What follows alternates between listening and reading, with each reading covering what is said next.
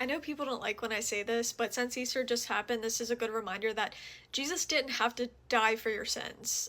He could have God just could have forgiven people. Human beings do it all the time, and we don't require a weird blood sacrifice. Like in the Old Testament, he wants people to sacrifice innocent animals to be able to forgive them. He set that system up. He designed it to have this weird ritual blood sacrifice so that he can forgive you, except he could just forgive you. There doesn't have to be innocent lives lost to be able to forgive. Humans do it all the time. And that's why I always say that it seems like humans are always held to a higher standard than God. Because if a human were to tell you, hey, the only way I'm going to forgive you is if, Taylor, if you go sacrifice one of your guinea pigs, I would think they're a freak. Like, why are you asking me to sacrifice a random innocent animal so that way you could forgive me when you could just choose to forgive me on your own? All right. Well, this was a great question by the Skeptical Heretic. Great name, by the way. Here's my answer. I believe this all comes down to God being just. Just. So if there is no penalty for wrongdoing, then God is not just. And if God is not just, if God does not punish evil, then he is not a God worth serving. So the reason that God created in the Levitical law of sacrifice is because he made it very clear that wrongdoing has to be punished. Also, let's not ignore that the sacrificial system in the Levitical law is foreshadowing of what God is going to do for us and be the last, once and for all sacrifice. So we don't have to sacrifice your friend Taylor's guinea pig. That's done because Jesus paid it all. So let's be clear. If God is just, then he has to punish wrongdoing. If he doesn't, we might as well serve Satan.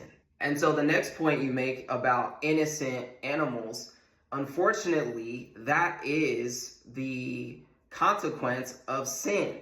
Sin means missing the mark. When you look into the original language and the translation of sin, it means missing the mark. It's actually an archer's term for doing the bow and arrows. And when you miss the target, it is called sin.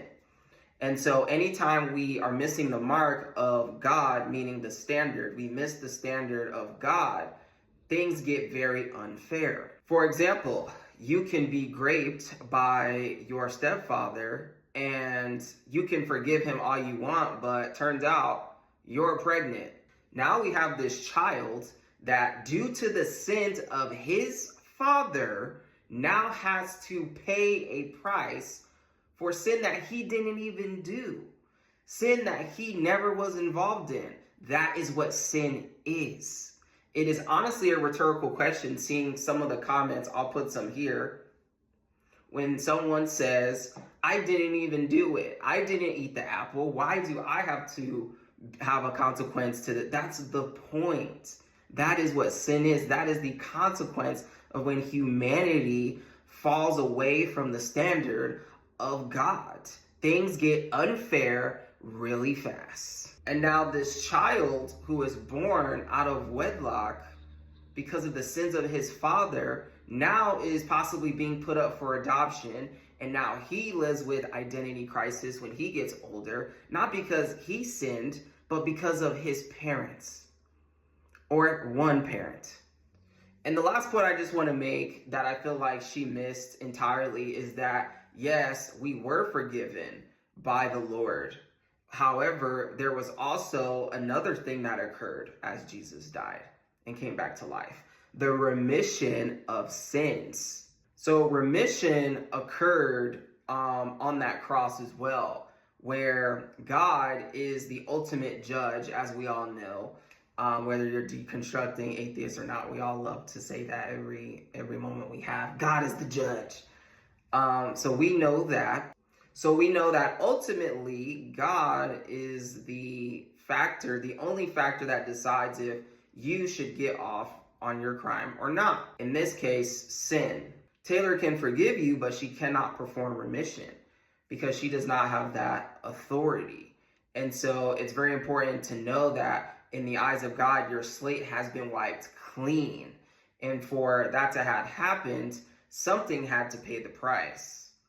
And if nothing paid the price, God is not just. And even better to note that God did it himself. He came down as a human, lived a life we couldn't live, sinless, died on a cross. Truly, you can now know that even for your sins that you're going to do in the future and what you've done in the past, God forgives you.